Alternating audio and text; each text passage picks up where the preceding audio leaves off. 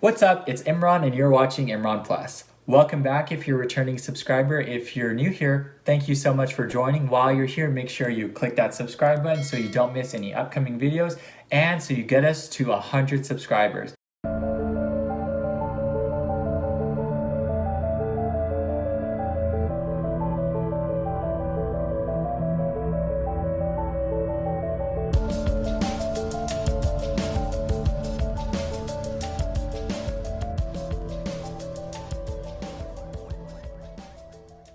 So today we're going to be talking about Marvel's Eternals, and this is going to be my non-spoiler review of the film.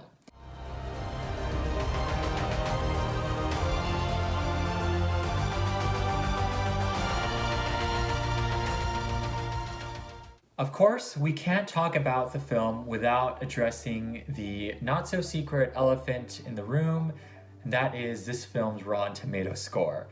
I don't think anyone associated with this film, from Kevin Feige to Chloe Zhao to a single cast member, ever anticipated that this film would go from being directed by an Academy Award-winning director and a potential contender for award season to being the first Rotten Tomato film in the MCU. I mean, that must be devastating, especially for people like Gemma Chan, who this movie is her second opportunity in the MCU, and people like Richard Madden and Kit Harington, who haven't been able to take off after Game of Thrones.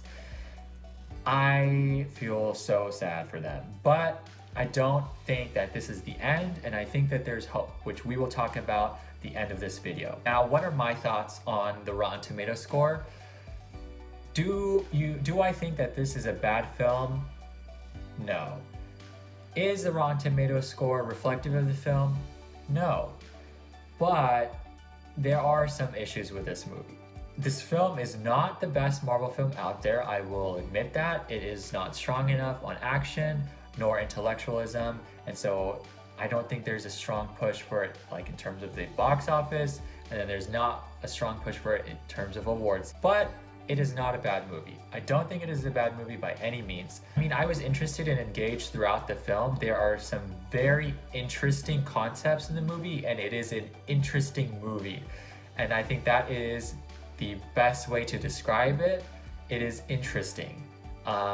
Because it is just a taste of these concepts. We don't go deep enough. And so that's why I think people are a little disappointed with what they leave the movie with. It doesn't connect to the MCU in the way that we're used to, but I think that this movie and what it introduces and the characters will become much more important as we move forward. I think this is a starting point for something new. And so it's natural to face some hiccups there, but I think that we could have done a better job. I mean, it does plant the seeds for Celestials and deeper cosmic characters, but I think they just took a little too much of a step away from the MCU that people who really love being connected in the MCU might be disappointed with that. I hope that they continue with these stories because there's a lot of potential. This movie is a big bag of potential, but not wasted potential. There's some good stuff in here. The execution was just a little unfocused, and I think we could do better, and I don't think it's worth throwing away. Personally, I would have given this movie a tomato around 70%. I think that reflects it because I definitely would watch it again, actually. I enjoyed the ideas and characters that are introduced enough for me to return to it. The visuals are also really beautiful to look at, and so I think it's a good movie. Maybe to some it's a fine movie, but it's not a bad movie. But why is the Rotten Tomatoes score so low? My thoughts are that there isn't enough action. And I think following Shang-Chi, which was action-packed and done so well, this kind of under-delivers. Also because it's fine to not have action, but in place of that, you need to be doing something interesting and exploring something cool or unique like WandaVision or Loki. That's not quite happening here, not to the extent that it needs to. And so I think that's an issue. But I will say the action that we do have, although limited, is cool. I liked it. I thought it was engaging, especially the third act, which we will talk about. I have an interesting thought. I also think that there are too many characters and too little time for each character. We don't really have time to get as invested as we normally do for new characters in in Marvel, as like for example Shang-Chi, that was an entirely new cast basically, and we were invested in all of them by the end of the film. Here, there's too many people for us to do that with even one, and that results in minimized impact during important scenes and emotional beats. So film is not focused on one thing or one person, and there's too many ideas that don't go deep enough. Dune, which I had seen recently, had me thinking about its themes and its concepts for many days after I watched the movie. But here I'm thinking about what could have been rather than what was, and that's not what you should have for your movie. I also think that some people, not everyone, some people are dogpiling on Marvel. I think this is their chance to let out all their gripes that they have with Marvel and Marvel movies and how it's changed the landscape and blockbusters and all of that. I think it's just unloading all of that on this film, which I don't think is fair. I mean, there are valid criticisms of this movie, and those are fair, but I think some of the reviews I've seen are just ludicrous. I mean, I've seen people make fun of like a VFX still in the movie that is from a scene that goes so fast. I think it's ridiculous to stop a single frame and then make fun of how that CGI is not impeccable. I also don't think the diversity is an issue, because it is not the center of this movie at all. It is not ever explained or addressed. The characters they are who they are. It's not really an issue. It's not like a plot point at all. And I think it's a good example of just blind casting. I think it does not affect the film, but I did appreciate the range of characters and the actors that play them, because it is who they are, what they look like has no impact on the story, so you could have casted anyone and they did. Now, does this film still have award chances? In my opinion, there are slim to none chances that this is going to get even nominated. There just isn't a strong enough message at play, and there isn't a standout character because of the limited screen time. I would have pushed Angelina Jolie. I think Angelina Jolie could have been that strong play. She is my favorite character. She has been in the industry. I think she has good connections. I think it would have been a great comeback story. But again, we spent too little time with her to flesh out her character and story. Maybe this could get nominated in secondary categories like hair and makeup, visual effects, but I really don't think so. So I'm gonna start by talking a bit about what I thought could have been better about the movie. It's not what's bad, it's what could have been better, and then I'll talk about what is good and what I liked. And then we'll talk about the end credit scene and my final thoughts. So the structure of the story. We spend a large chunk of the movie rounding up the Eternals, which in turn does not set up the conflict as well as it could have. I mean, there are a surprising amount of twists, and I actually liked all of them, but they didn't hit as much as they could have, because we are not invested in the characters, we have not spent as much time with them, and B, the villains, which I'm going to talk about in a bit, aren't fleshed out, even though I think there's so much potential with them. I actually really thought the Deviants were cool. Celestials and the Eternals mythology is interesting. I'm not sure how I feel about the big reveal at the end without getting into spoilers, because I think there's some implications to it that I don't know if I like, and I'm not really sure I like where we leave off, but that's for a spoiler discussion. Another thing that I thought could have been better is the score. If you know me, you know that I love film scores. I love film scores. In my opinion, the score of a movie is half of the movie. It can elevate your film or really undercut it. And here, I don't think Ramin Djawadi elevates Chloe Zhao's visuals. I can understand what he did. I actually do understand what he did, and I respect it, and I might even like some of it. In fact, I've actually come to like the main Eternals theme. I think it's actually pretty good with the whistle tones, but I can't help but think that if he had created a stronger score, this movie would connect more. Best example of that happening is Dark Phoenix. That movie is not that great, but Hans Zimmer's score really elevates it, and that could have done a lot here. You can see why Marvel picked him with his work on Game of Thrones. He brings that same type of regal, ancient vibe, but a lot of his music is kind of general, blockbuster generic, in my opinion. He does go for a regal and alien sound in some scenes, and I like all of that, but I don't think it's distinct enough or unique enough or goes far enough. And that's a reoccurring theme of this film. I much prefer Natalie Holt's score in Loki. I love that. And Hans Zimmer's work in Dune. Another great example of where the score really immerses you into the story. That was missing here, even though I liked the Eternals theme. It reminds me of the Justice League theme, kind of. Interesting.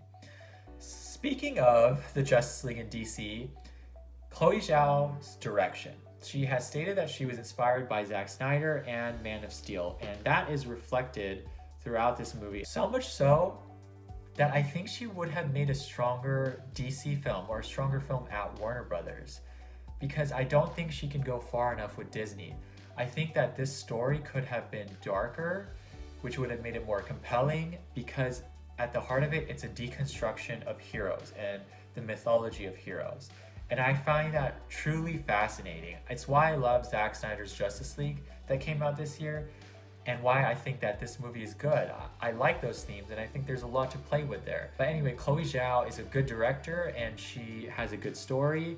She made the film that she wanted to, but I think that she should have picked one or max two themes and gone all the way with them. Here, I think there are multiple themes and multiple interpretations of them, which I think could have worked better as a Disney Plus show. Now, I actually wish it was, because I think I would have loved it. Like I said, the Eternals are like the Justice League. It's another reason I think that Chloe Zhao maybe would have been a better fit with a DC film, because they are so heavily inspired by the Justice League. They basically are Marvel's Justice League.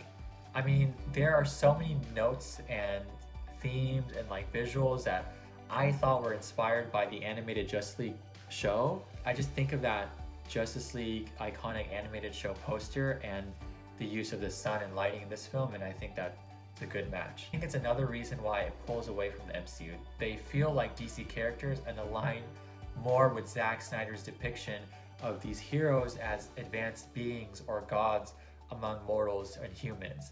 And that being said, in many ways, I think this movie is about finding your humanity, which interestingly is also what Zack Snyder's Justice League was about. So there's definitely a comparison here, and a case to be made that this might have been a better Justice League movie.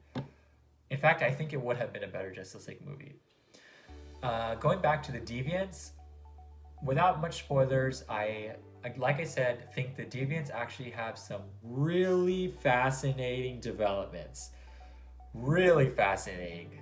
Very cool. I wish we could have spent more time with them. There is so much commentary that could have been done through these characters, which was very surprising to me, but a welcome one. And unfortunately, we barely have any time with them, and so they get relegated to the back burner, and that's a bummer. Now let's move into what I think is good and what I like about the movie. Of course, the visuals and the costume design. I think the look of the film and the style of it works. I think the gold coloring of the powers and the backdrop of the sun, again, the use of lighting really works. It's like the Justice League, the iconic Justice League animated cartoon poster. I really feel like that is probably what she was going for. The costumes for all the Eternals seem otherworldly and royal, and the way that the powers are depicted is so distinct from any other MCU character. I really loved it, actually.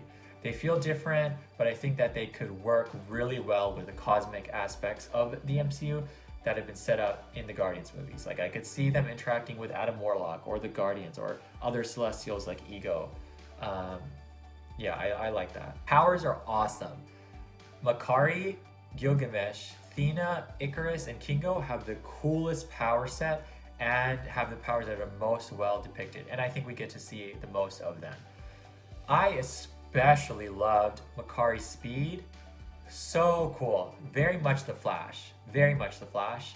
As much as Icarus was like the Superman. And the sound design, whenever Gilgamesh would punch something, was so creative and inventive and added so much to his powers and his character. I loved it. I did think Kingo's powers were not too well defined for people who might not be familiar with superheroes, but They look cool. I like them a lot. Speaking of like powers being not defined, Cersei's powers were cool. I like them, but I also think weren't explained as well, and might have they could have been filmed better too. And Sprite's powers again are also cool, but I think they should have been used more. Overall, I enjoyed everyone's powers, but I'm interested to see if general audiences will understand what some of them are because no one's powers are explicitly explained. They just get right into it. So if you don't know who each person's powers are, you might want to look into that. Or if you think you can just look at the visuals and get it, that's fine too. But I think that might be a reason why some people aren't gelling with this movie.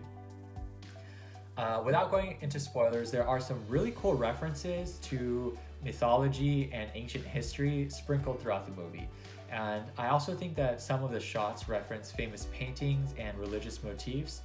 And I thought all of those were awesome and really interesting and are one of the reasons that I actually look forward to seeing this movie again. I want to pick up on more of those references. I haven't really seen anyone discuss or break down the creative and artistic aspects of this film, which is sad, but I shall do it myself. Now, my favorite characters. Angelina Jolie as Thena. My absolute favorite. Her performance in this and her role was so complex and compelling. I so wish we had more time with her. There's so much potential. And Angelina Jolie is excellent in the role. I see why she joined this movie. That was very well written and very well performed. She does a great job. Kumail Nanjiani as Kingo is so funny and is clearly the spirit of the film. He keeps the movie engaging and lighthearted, but there is depth to his character, which is, we barely scratch the surface of it. It's blink and you miss it, but there's depth there. I will say though that the Bollywood sequence was bad. It is the only thing in the movie that I would call bad because it is not authentic at all. It is poorly realized. I don't even think the song is in Hindi. And so I was unimpressed and I was disappointed. I didn't like it. And I think it could have been awesome. I think the smart thing to do would have been to actually film a Bollywood song and then release it like Agatha All Along from WandaVision. But they didn't do that. However, I liked his valet, Karun. I think it was really smart and nice to have that human perspective throughout the film, and I think he brings a lot of heart. I liked him a lot, actually. And then Lauren Ridloff as Makari and Barry Keoghan as Druig. I'm combining these two characters because I feel like we got the least of them, but I thought that they had the best chemistry with each other out of all the other characters. They are the only two that truly feel like they have known each other for thousands of years and feel like they have a bond. I really like their performances. There's so much going on with them. They shine in their scenes and radiate on screen. They are also really cool to look at and their powers are nicely visualized. Druig's costume is also really cool. I need more of them. I really like them.